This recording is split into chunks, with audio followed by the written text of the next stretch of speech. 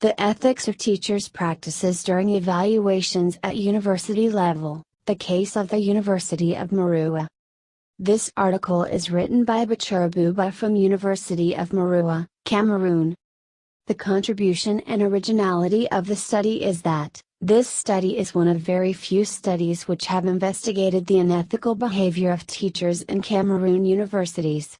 It explains the persistence of this unethical behavior through the weak enforcement of regulations, non-requirement of moral code during recruitment and the feeling-free impression of lecturers.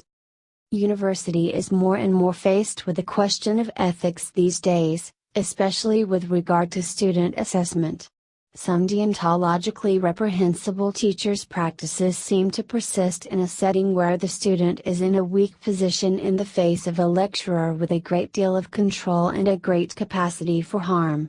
This paper examines the ethics of teachers' practices during students' evaluation from a systemic perspective through strategic analysis.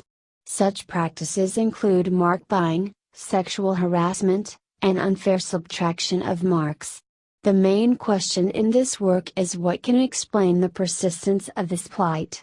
The data collection process involved the interview of 20 informants, comprising students' representatives and victims, and personal observations.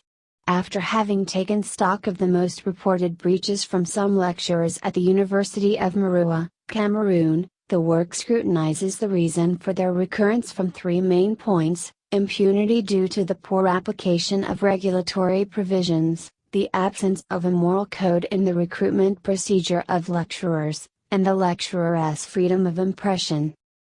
Thanks for watching this video of PAC Publishing Group of International Journal of Education and Practice Volume 4 Issue Number 8.